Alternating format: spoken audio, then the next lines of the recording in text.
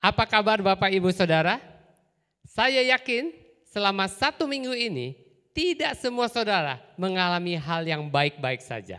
Pasti ada juga yang mengalami banyak masalah. Tapi percayalah, Tuhan turut bekerja di dalam segala sesuatu untuk mendatangkan kebaikan bagi kita yang mengasihi Dia dan yang terpanggil sesuai dengan rencananya. Sebelum kita mendengarkan firman Tuhan, mari kita berdoa. Tuhan Yesus, kami mengucap syukur karena Tuhan sudah menyertai kami sepanjang minggu ini. Apapun yang terjadi, kami bisa sampai di hari Minggu dan kami bisa datang kepada Tuhan, beribadah, dan saat ini kami mau mendengarkan firman-Mu. Berikan kepada setiap kami telinga seorang murid, supaya setiap firman yang kami terima menambah iman kami, membuat kami semakin mengenal Tuhan dengan benar. Di dalam nama Tuhan Yesus, haleluya, amin. Bapak Ibu Saudara, apakah saudara pernah naik jet coaster? Tahu jet coaster? Roller coaster? Ingat nggak pengalaman pertama kali naik jet coaster? Saya putar videonya ya.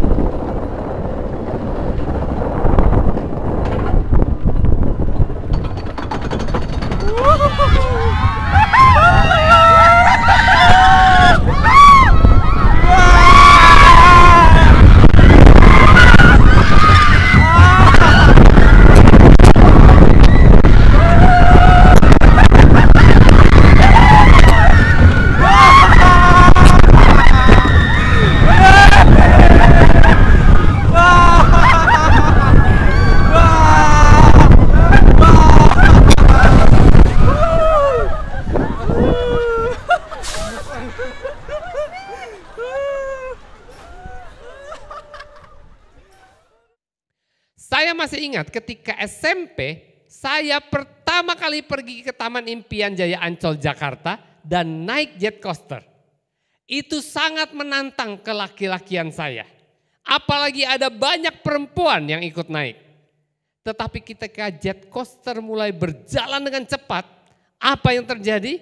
Saya tidak bisa lagi menahan gengsi saya untuk tidak berteriak sekuat-kuatnya. Dan saya merasa saya bisa mati kali itu. Waktu yang cuma mungkin 2 menit, rasanya lama banget. Saya berharap jet coaster bisa berhenti sesegera mungkin. Dan ketika jet coaster berhenti, saya turun dengan dengkul yang gemetar. Hampir gak bisa jalan. Saya malu sekali dan saya merasa bodoh sekali. Kenapa? Karena pasti jet coaster tidak dirancang untuk mencelakakan orang-orang yang naik. Jet coaster sudah dirancang seaman-amannya. Jadi saya bertekad untuk antri lagi, untuk naik lagi. Masih ada rasa takut, tapi sudah jauh berkurang. Dan yang ketiga kalinya saya naik, rasa takut itu hilang. Bahkan saya bisa ngobrol-ngobrol dan ketawa-ketawa. Kalau dulu saya sudah punya smartphone, mungkin saya juga akan selfie-selfie seperti video yang kita saksikan tadi. Saya dapat menikmati perjalanan dengan tenang, teduh, tanpa merasa takut ketika kereta meluncur ke atas dan ke bawah, belok ke kanan, belok ke kiri. Demikian juga di dalam perjalanan hidup kita bersama dengan Tuhan. Orang yang sudah pernah mengalami pengalaman-pengalaman rohani bersama dengan Tuhan tidak takut ketika masalah yang lain datang. Walaupun dia belum terlalu lama berjalan bersama Tuhan. Tapi sekalipun saudara sudah puluhan tahun ikut Tuhan, rajin melayani. Tapi kalau saudara belum pernah punya pengalaman pribadi, khususnya menghadapi badai dan kesulitan yang besar dalam hidup ini, saudara pasti ketakutan setengah mati. Saya ingat awal bulan April yang lalu ketika gereja kita harus melunasi perpanjangan kontrak gedung gereja kita 185 juta. Tiba-tiba gereja kita tanggal 22 Maret tidak bisa ibadah tatap muka lagi. Padahal biasanya di hari-hari terakhir itulah persembahan untuk gedung gereja biasanya banyak-banyaknya. Walaupun pengumuman tentang rencana perpanjangan sudah beberapa bulan sebelumnya diumumkan, tetapi itulah kebiasaan orang. Menunggu detik-detik terakhir. Kalau masih kurang, baru memberi. Otomatis tidak ada jemaat hadir. Tidak ada persembahan masuk. Persepuluhan juga sangat sedikit sekali yang masuk. Tetapi saya tidak merasa takut dan khawatir. Karena apa? Karena ini sudah yang ketiga kalinya. Dan setiap kali saya menghadapi masalah ini, saya semakin tenang. Persis seperti naik jet coaster tadi. Bahkan kepercayaan saya kepada Tuhan semakin mantap. Dan akhirnya akibatnya saya semakin melihat karya Tuhan yang ajaib. Ketenangan identik dengan kepercayaan kepada Tuhan. Sikap aktif mempercayai janji Tuhan di saat-saat kritis. Kalau saudara sudah pernah atau sering punya pengalaman rohani, saudara akan tenang walaupun ada masalah silih berganti datang. Perasaan bebas dari ketakutan seperti itulah yang dialami oleh pemazmur. Walaupun mereka sedang berada di masa yang sangat sukar. Perasaan bebas dari ketakutan atau damai di tengah badai. Sebagaimana yang mereka utarakan melalui nyanyian yang ditulis di dalam Mazmur pasal yang ke-46. Mazmur 46 ditulis berdasarkan sejarah yang dialami oleh bangsa Israel, bangsa Yehuda. Para pakal perjanjian lama memperkirakan bahwa peristiwa bersejarah tersebut adalah peristiwa pengepungan kota Yerusalem oleh tentara Asyur 2700 tahun yang lampau. Peristiwa yang dicatat di dalam 2 Raja-Raja 18 dan 19 saat itu, negara Yehuda diperintah oleh Raja Hizkia. Sedangkan Raja Asyur diperintah oleh Raja Sanherib. 8 tahun sebelumnya, tentara Asyur menyerbu Israel yang terletak di utara dari Yehuda dengan ibu kotanya yaitu Samaria dan menaklukkan negara tersebut. Penduduk Israel diangkut sebagai tawanan ke Asyur. Nah, sekarang giliran Asyur menyerbu Yehuda yang terletak di bagian selatan dan mengepung Yerusalem, ibu kota Yehuda. Mereka mengancam dan menteror penduduk Yerusalem agar menyerah. Menyerah karena adalah percuma untuk melawan tentara Asyur yang terkenal kejam, ganas, dan sangat kuat itu. Di dalam 2 Raja-Raja 19 ditulis ketika Raja Hizkia mendengar ancaman tersebut, ia segera pergi ke dalam bait Allah dan berseru kepada Allah. Disuruhnya utusan menemui Nabi Yesaya dengan pesan, hari ini adalah hari kesesakan. Artinya kami sedang menghadapi masa yang sukar. Nabi Yesaya menjawab Raja Hizkia dengan menyampaikan pesan dari Tuhan, yaitu janganlah engkau takut, aku akan memagari kota ini untuk menyelamatkannya. Dan Allah menepati janjinya. Di dalam 2 Raja-Raja 19 ayat 35 ditulis, maka pada malam itu keluarlah malaikat Tuhan, lalu dibunuhnyalah 185.000 orang di dalam perkemahan Asyur. Sebagai akibat rencana Sanherib untuk menyerbu Yerusalem mengalami kegagalan total.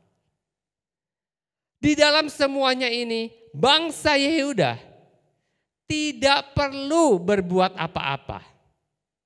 Mereka cukup diam saja dan melihat bagaimana Allah berperang bagi mereka. Bagaimana Allah menolong mereka. Bagaimana Allah melindungi mereka. Bagaimana Allah melepaskan mereka. Dan bagaimana Allah bertindak bagi umatnya.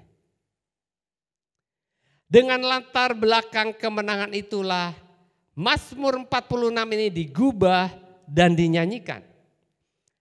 Saat kita dikepung oleh masalah wabah, masalah ekonomi, masalah pendidikan dan keamanan, pertolongan dan perlindungan dan kelepasan dari Allah sangat kita butuhkan.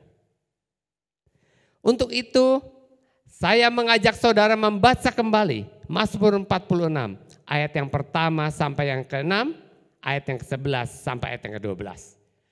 Melaluinya kita akan mempelajari apakah yang harus menjadi sikap kita agar kita dapat mengalami pertolongan, perlindungan dan kelepasan yang sama seperti yang telah dialami oleh Raja Hizkia dan penduduk kota Yerusalem tadi. Dan sementara membacanya, ingat kembali tentang peristiwa pengepungan kota Yerusalem oleh Raja Sanherib dan kelepasan yang Allah berikan kepada umatnya. Saudara akan dapat melihat peristiwa sejarah tersebut tergambar dalam Mazmur ini. Kita akan baca Mazmur 46 ayat yang pertama sampai ke-6, 11 sampai yang ke-12. Untuk memimpin biduan dari Bani Korah dengan lagu Alamot, nyanyian. Allah itu bagi kita tempat perlindungan dan kekuatan. Sebagai penolong dalam kesesakan sangat terbukti. Ingatlah pesan Raja Hizkia kepada Nabi Yesaya dalam 1 Raja-Raja 19 ayat ketiga. Ia menyebut masa sukar sehubungan dengan pengepungan tentara Asyur sebagai hari kesesakan. Ayat ketiga. Sebab itu kita tidak akan takut sekalipun bumi berubah, sekalipun gunung-gunung goncang di dalam laut, sekalipun ribut dan berbuih airnya, sekalipun gunung-gunung goyang oleh geloranya. Selah. Di sini tentara Asyur yang mengepung Yerusalem digambarkan seperti badai yang mengakibatkan gunung-gunung goncang dan laut bergelora. Yang mengakibatkan gunung-gunung goyang oleh geloranya. Semuanya menggambarkan betapa dahsyatnya kekuatan dari tentara Asyur. Dan betapa hebatnya ancaman yang dialami oleh bangsa Yehuda, umat Tuhan.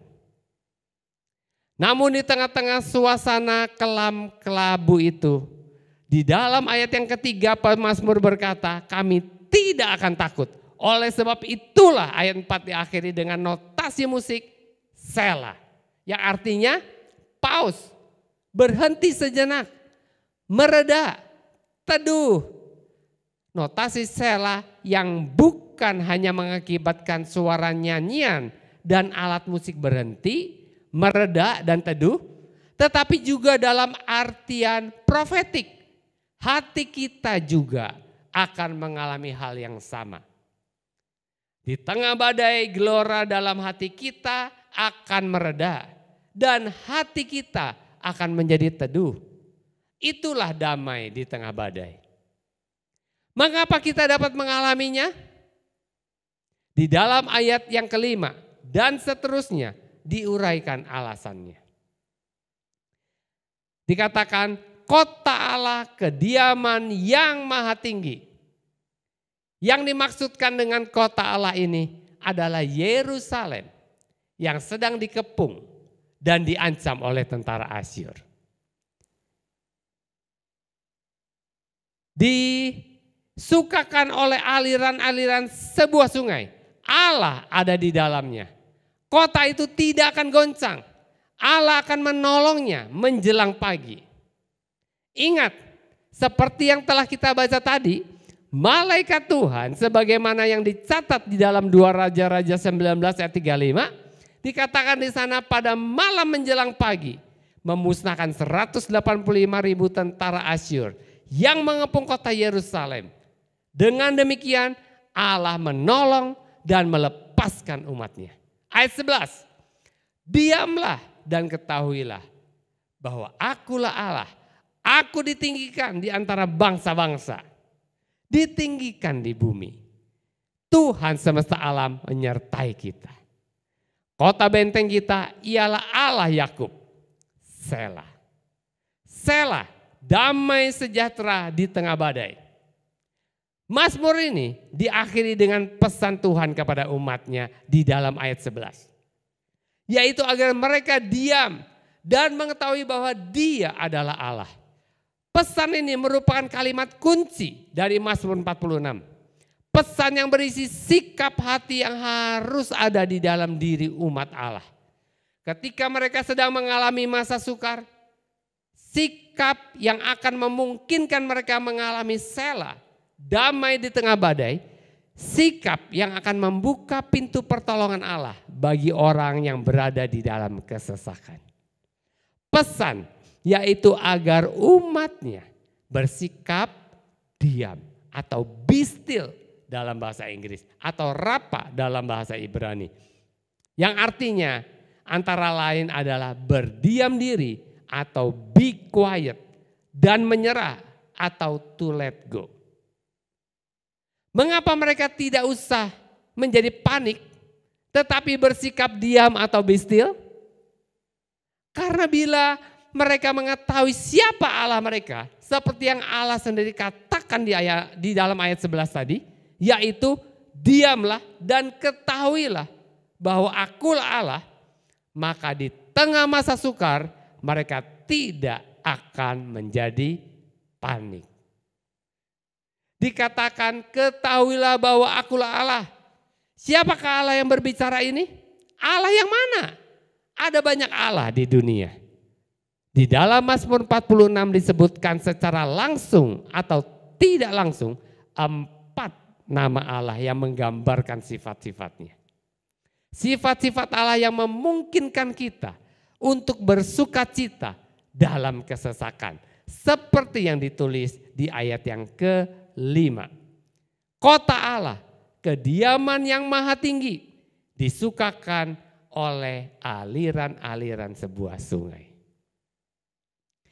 Di ayat ini dijelaskan 2 alasan mengapa kota Yerusalem yang disebut kota Allah itu dapat bersukacita walaupun mereka sedang menghadapi masa yang sukar. Artinya melalui ayat ini kita punya 2 alasan juga mengapa kita dapat bersukacita dalam pengharapan di tengah kesesakan. Yang pertama, Tuhan yang memiliki kita. Karena Tuhan yang memiliki kita, Dia yang empunya atas hidup kita, kita yang digambarkan seperti kota Yerusalem di dalam Mazmur 46 ayat yang ke-5, kota Yerusalem yang di ayat itu disebut sebagai kota Allah atau yang artinya adalah kota milik Allah. Dan karena Yerusalem adalah kota milik Allah, maka ia tidak akan mengizinkan Asyur menguasainya. Karena milik Allah, maka Allah yang akan membela dan melindunginya. Karena milik Allah, tidak akan dibiarkannya kota itu digoncangkan oleh badai. Demikian juga kalau kita ingat bahwa hidup kita adalah milik Allah, maka Dia yang akan mengulurkan tangan untuk menolong diri kita. Itu sebabnya kita dapat hidup dengan tenang atau merasa damai di tengah badai. Karena Dia yang memiliki kita pasti akan mengulurkan tangan untuk menolong kehidupan kita. Singkat kata, yang perlu kita lakukan adalah bersikap menyerah kepada Tuhan yang memiliki hidup kita. Contoh, ketika kita menerima tawaran pekerjaan yang menghasilkan untung besar, tapi kita nggak punya modal. Apa yang kebanyakan orang lakukan? Dua hal. Cari pinjaman atau menggadaikan aset yang dimiliki untuk mendapatkan pekerjaan tersebut. Dan hampir semua bisnismen melakukannya. Kalau kita percaya kepada kasih karunia Tuhan, kebaikan Tuhan, kuasa Tuhan, kemurahan Tuhan, janji-janji Tuhan, kita akan membawa pekerjaan ini dalam doa sambil berusaha sekuat tenaga tanpa mengorbankan iman percaya kita kepada Tuhan. Artinya kita tidak melakukan apa yang kebanyakan orang lakukan. Kita tidak cari pinjaman berisiko. Kita tidak akan gadaikan aset-aset utama yang kita punya. Sebab apa? Sebab tidak ada seorang pun yang tahu apakah pekerjaan itu akan memberikan keuntungan atau kerugian. Semua pekerjaan untung di atas kertas. Faktanya bisa terbalik. Nah, kalau sudah terbalik, siapa yang kita salahkan? Tuhan. Padahal saudara sudah mengorbankan iman saudara. Saudara tidak percaya bahwa Tuhan sanggup memberkati saudara tanpa harus menginvestasikan apa yang saudara miliki dengan resiko besar. Percayalah kepada Yeremia 29 ayat yang ke-11. Demikian juga dengan diri kita. Kalau kita tahu bersikap menyerah kepada Tuhan yang memiliki diri kita, maka kita akan melihat pintu pertolongan akan terbuka bagi diri kita. Terbuka karena Dia yang memiliki hidup kita. Kita ini adalah miliknya. I am His. Kita ini adalah miliknya. I am His. Kesadaran ini memampukan kita untuk bersukacita dan merasa damai di tengah badai. Kita ini miliknya. Itu sebabnya kita tidak perlu merasa takut. Namun dapat bersukacita dan merasa damai di tengah badai. Alasan kedua mengapa kita dapat bersukacita dalam kesesakan. Yaitu karena Tuhan adalah pribadi yang maha tinggi. Disebut di ayat 5 bahwasanya Dia adalah Allah yang maha tinggi atau El Elyon dalam bahasa Ibrani. El Elyon artinya tiada Allah yang lain yang lebih tinggi daripada dirinya. El Elyon artinya Dia adalah pribadi yang maha kuasa. El Elyon artinya Dia jauh lebih kuat dan berkuasa dibandingkan dengan siapapun juga, termasuk dibandingkan dengan Raja Sanherib, Raja Asyur dan pasukan tentaranya. Artinya Dia jauh lebih kuat dan besar dibandingkan persoalan atau kesukaran yang sedang mengepung diri kita. El Elyon juga artinya tidak ada yang sukar bagi Dia. Dia sanggup melakukan segala perkara dan tidak ada yang mustahil bagi Dia. Buat saya membayar kontrak ruko 90 juta waktu ruko kita cuma 1. Itu saja merupakan pergumulan iman. Apalagi kali ini 185 juta dalam kondisi yang tidak baik. Tidak ada ibadah tatap muka. Tapi bagi Tuhan kita El Elyon sama sekali tidak ada yang sukar. Setiap minggu Tuhan mengirimkan berkat-Nya melalui banyak orang yang tidak disangka-sangka. Dari luar kota, dari jemaat gereja lain, dari luar pulau. Sehingga semua kebutuhan operasional yang justru semakin banyak waktu ibadah online selalu bisa tercukupi. Betul-betul speechless. Sama seperti bagi Raja Hizkia dan penduduk kota Yerusalem. Tentara Asyur mengepung mereka terasa sangat menakutkan dan di luar kemampuan mereka untuk mengatasinya. Namun apabila mereka mengetahui siapa Allah yang sesungguhnya, maka mereka tidak akan merasa takut. Karena mereka mengetahui bahwa Allah yang maha tinggi, El Elyon, pasti sanggup membuka jalan pertolongan bagi diri mereka. Yang mereka perlu lakukan adalah diam be still, menyerah atau to let go. Dengan sikap itu mereka mengundang uluran tangan Allah untuk menolong diri mereka. Suatu hari sebuah rumah terbakar malam-malam. Akibatnya semua orang berhamburan keluar dan seorang anak-anak laki-laki kecil terpaksa menyelamatkan diri dengan terjun dari atap rumah. Papanya berdiri di bawah dengan tangan terbuka lebar, memanggil anaknya supaya melompat. Ayo Bobby, lompat, papa akan menangkapmu. Papanya tahu kalau anaknya takut melompat. Tapi Bobby tidak lompat-lompat. Dia berteriak sama papanya, "Papa, aku gak bisa lihat papa. Cuma ada asap dan api." Papanya jawab begini, "Lompat saja, gak perlu lihat papa. Yang penting papa bisa lihat kamu." Hal yang sama juga ada terjadi pada diri Allah. Dia adalah pribadi yang maha tinggi. Dia adalah Allah El Elyon, Allah yang maha tinggi. Kemampuannya melampaui kemampuan kita. Bukan itu saja. Dia senantiasa bersedia mengelurkan pertolongannya bagi kita. Sehingga keadaan yang sukar apapun tidak perlu melumpuhkan diri kita. Sering kita seperti Bobby yang tidak bisa melihat Tuhan El Elyon. Tapi itu tidak penting. Yang penting Dia bisa melihat kita. Sehingga kita dapat bersukacita dalam segala keadaan. Waktu SD, saya senang sekali main layangan. Sekarang jarang sekali anak-anak suka layangan. Sukanya games. Kalau main layangan, saya senang adu tinggi. Sampai layangan hampir tidak kelihatan. Kalau tiba-tiba mendung atau ada awan tebal, layangan kita sudah gak kelihatan lagi. Kalau ada teman yang datang dan bertanya, "Mana layangannya?" Saya bilang, "Saya juga gak tahu. Tapi saya tahu pasti layangan itu masih di atas." Karena terasa di benangnya.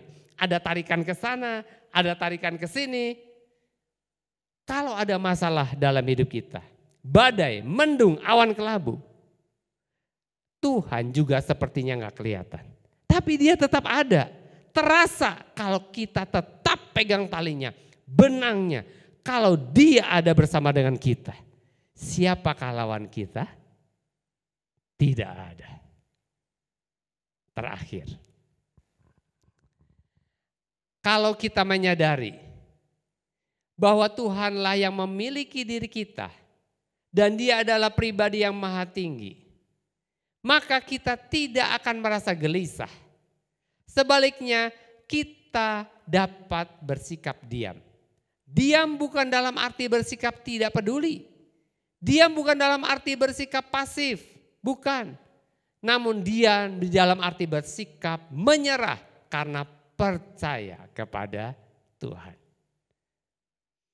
Sikap seperti inilah yang ditunjukkan dan dilakukan oleh Raja Hizkia dalam 2 Raja-Raja 19 ayat 14 sampai 19. Ditulis bagaimana Hizkia masuk ke rumah Allah, membawa surat ancaman yang disampaikan Raja Asyur dan membentangkannya di hadapan Allah. Kemudian dia berdoa kepada Allah dalam penyerahan diri. Dia tidak memberitahu Allah tentang bagaimana Allah harus bertindak untuk menolong dirinya. Tidak. Ia hanya membentangkan ancaman yang ia alami di hadapan Allah dan menyerahkan dirinya ke dalam tangan Allah. Sejak saya memutuskan untuk melayani Palembang, saya menjaga hati saya dengan hati-hati. Saya bilang sama diri saya sendiri bahwa gereja ini adalah milik Tuhan. Saya adalah hamba Tuhan yang diberi kehormatan melayani pekerjaannya. Jadi saya akan berikan yang terbaik untuk Tuhan. Saya melayani Tuhan bukan untuk cari untung. Tugas saya hanya taat dan melakukan apa saja yang bisa saya lakukan sebaik mungkin. Apapun hasilnya. Karena Tuhan melihat hati. bukan melihat hasil saja. Kalau saya tidak bisa bayar kontrakan, berarti Tuhan bilang selesai, pulang ke Malang. Tapi kalau Tuhan masih mau MDC ada, dia sebagai owner harus menyediakan dananya. Because I'm his, saya miliknya. Dan gereja ini juga miliknya, bukan milik saya, bukan milik Sinode GKPB. Dan saya tidak punya pekerjaan lain selain melayani dia. Dan sampai saat ini Tuhan membuktikan dia senantiasa memberkati lebih dari cukup untuk memenuhi semua kebutuhan operasional gereja. Bukan uang saja, tetapi juga orang-orang yang melayani di setiap bidang. Kalau saudara hari ini ada di jemaat ini, saudara perlu tahu bahwa tidak kebetulan saudara ada di sini. Tanpa saudara sadari, saudara adalah orang-orang ditempatkan Tuhan di sini. Saudara sedang dipersiapkan untuk ikut terlibat di dalam pekerjaan Tuhan. Saudara sedang diperlengkapi untuk ambil bagian di dalamnya. Dan apabila saat ini saudara sedang berada di dalam keadaan terkepung oleh masalah, saudara sedang belajar hidup dengan iman. Pengalaman-pengalaman iman saudara akan membuat saudara punya pengalaman rohani pribadi yang akan membuat saudara semakin mengenal Tuhan dan tidak takut lagi dengan badai-badai lain yang akan datang waktu saudara semakin diberi tanggung jawab yang lebih besar. Suara Tuhan yang akan selalu saudara dengar adalah jangan takut. Katakan pada diri Anda sendiri, I am his, aku adalah miliknya. Dia Allah yang maha tinggi, El Elyon yang memiliki diriku. Itu sebabnya aku tidak perlu merasa takut karena dia pasti menolong diriku. Amin. Mari kita berdoa. Tuhan Yesus, terima kasih. Karena Engkau Allah El Elyon, maka kami tidak pernah takut. Kami tidak perlu takut karena kami milik-Mu.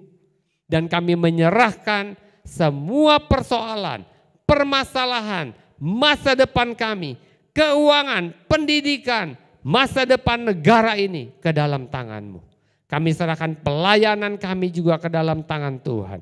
Karena kami percaya tidak ada yang mustahil bagi-Mu. Terima kasih Tuhan, berkati setiap orang yang mendengarkan firman Tuhan hari ini. Supaya mereka juga punya pengalaman pribadi bersama dengan Tuhan. Dan masalah-masalah yang akan mereka hadapi tidak lagi membuat mereka gentar. Tetapi tetap membuat mereka semakin percaya kepada Tuhan Allah El Elyon. Di dalam nama Tuhan Yesus kami mengucap syukur dan berdoa. Amin. Kita berjumpa lagi minggu depan. Tuhan memberkati.